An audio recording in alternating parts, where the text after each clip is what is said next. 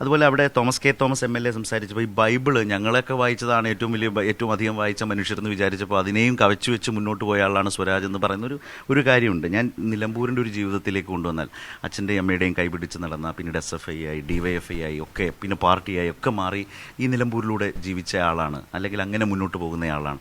ആ നിലമ്പൂർ യഥാർത്ഥത്തിൽ അവിടെ ഒരു ജന്മനാട്ടിൽ സ്ഥാനാർത്ഥിയായി വരുമ്പോൾ നിലമ്പൂരിനെ എങ്ങനെയാണ് സ്വരാജ് മനസ്സിൽ അടയാളപ്പെടുത്തിയിട്ടുള്ളത്?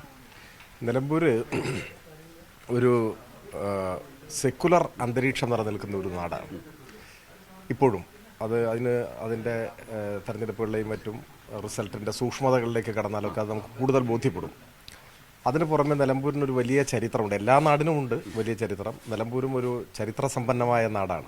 ഒരുപാട് സവിശേഷതകൾ, പ്രത്യേകതകളൊക്കെ ഉള്ളതാണ്. അവിടെ അന്ന് സംസാരിക്കുമ്പോൾ അതോ ഈ നിലമ്പൂർ ഒരു രാജ്യമായിരുന്നു പണ്ട്. ബ്രിട്ടനോട് ഏറ്റുമുട്ടി ഒരു സ്വതന്ത്ര രാജ്യം വന്നതിൻ്റെ ആസ്ഥാനമായിരുന്നു നിലമ്പൂർ.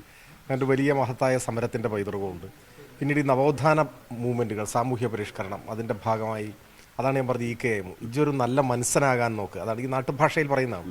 നീ ഒരു നല്ല മനുഷ്യനാവുക എന്നാണ് അതിൻ്റെ മലയാളം. അപ്പോൾ EKM. അപ്പോൾ അത് ആ കാലത്ത് ചിന്തിക്കാൻ കഴിയുന്ന ഏറ്റവും മഹത്തായ ഒരു മാനവികതയുടെ ആശയം മുൻപോട്ട് പോവുകയാണ്. ഇന്നലെ ഞങ്ങളുടെ മയ്യന്താനി എന്ന് പറയും, ഇവിടെ നിലമ്പൂർ നഗരസഭാ പ്രദേശത്തെ ഒരു സ്വീകരണ കേന്ദ്രത്തിൽ EKMന്റെ മകൾ പങ്കെടുക്കുകയുണ്ടായി. EK ഐഷ. എനിക്ക് വലിയ ബഹുമാനവും ഒക്കെ. ഞാൻ EK ഐഷ, അവരുടെ സഹോദരിയുടെ മകൾ എൻ്റെ കൂടെ കോളേജിൽ പഠിച്ചിട്ടുണ്ട്. അപ്പോൾ ഈ EKM അദ്ദേഹത്തിൻ്റെ സമകാലീനർ തുടങ്ങി വെച്ച ഒരു മഹത്തായ കലാസാംസ്കാരിക പ്രവർത്തനങ്ങളിലൂടെയുള്ള സാമൂഹ്യ നവോത്ഥാന ശ്രമമുണ്ട്.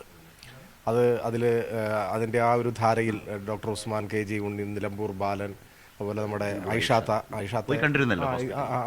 അതിനുശേഷം അവർ ആശുപത്രി വിട്ടുടനെ വൈകുന്നേരം സ്വീകരണ യോഗത്തിൽ വന്നു. ഇവിടെ കുറച്ചപ്പുറത്ത് സ്വീകരണ യോഗത്തിൽ വരുന്നുണ്ടായി. ഇവരെല്ലാം ഉള്ള ഒരു ഉഴുതുമറിച്ച ഒരു മണ്ണാണ്.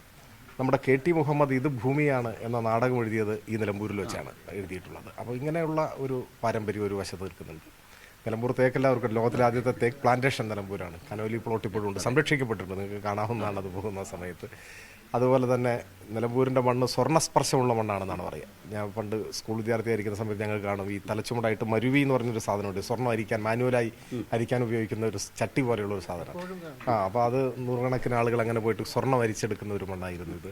ചാലിയാറിൻ്റെ ഉത്ഭവം ഈ മണ്ഡലത്തിൻ്റെ ഒരറ്റത്ത്, സൂക്ഷ്മമായി നോക്കിയാൽ തമിഴ്നാടാണ് വരിക, ആ ഒരു ഭൂപ്രദേശത്തു നിന്നാണ് ആരംഭിക്കുന്നത്. അത് ചാലിയാർ ഏറ്റവും ഇപ്പോഴും മലിനമല്ലാത്തൊരു നദിയാണ് ചാലിയാർ. എന്നാലും അതിൻ്റെ ഏറ്റവും എന്താ പറയുക, സംശുദ്ധമായി ഒഴുകുന്ന ഒരു ഭൂപ്രദേശമാണ് നിലമ്പൂർ. അങ്ങനെ ഒരുപാട് സവിശേഷതകൾ നിലമ്പൂരിനുണ്ട്.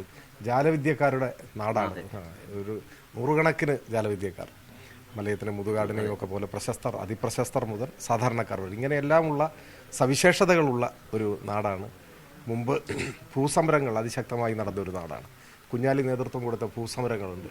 അങ്ങനെ ഭൂമിയില്ലാത്ത മനുഷ്യർക്ക് ഭൂമി നേടിക്കൊടുത്ത് അവസാനം അവർ കുഞ്ഞാലിയോടുള്ള ആദരവിൻ്റെ സൂചകമായി കുഞ്ഞാലി കോളനി, നിങ്ങൾ അമരമ്പലത്ത് പോയാൽ അവിടെ കുഞ്ഞാലി കോളനി കാണാൻ പറ്റും. അപ്പോൾ അങ്ങനെയുള്ള സമരചരിത്രമുള്ളൊരു നാട്. കുഞ്ഞാലി കോളനിയിൽ നിന്ന് കുഞ്ഞാലി ബൈപ്പാസിലേക്ക് നാട് മാറിയ ഒരു മാറ്റമുണ്ട്.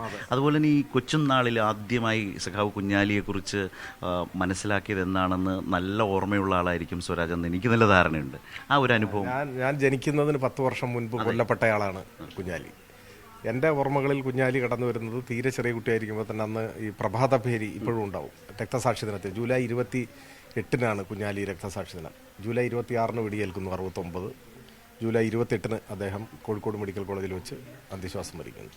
അപ്പോൾ ജൂലൈ 28-ന് പുലർച്ചെ കിഴക്കൻ ഏറനാടിൻ്റെ താഴ്വരകളിലെമ്പാടും ഈ വലിയ പ്രഭാതഭേരി, നൂറുകണക്കിന് വരുന്ന ആളുകൾ, മിക്കവാറും മഴയായിരിക്കും. ആ കാലത്തൊക്കെ ജൂൺ ജൂലൈ മാസം മഴയാണ്. അപ്പം മഴ നനഞ്ഞുകൊണ്ട് പ്രഭാതഭേരി നടത്തുന്നവരുടെ മുദ്രാവാക്യങ്ങളിൽ നിന്നാണ് ഈ നാട്ടിലാകെ ലയിച്ചു ചേർന്നൊരു മുദ്രാവാക്യമുണ്ട്. മണ്ണില്ലാത്തവർക്കൊരു പിടി മണ്ണും,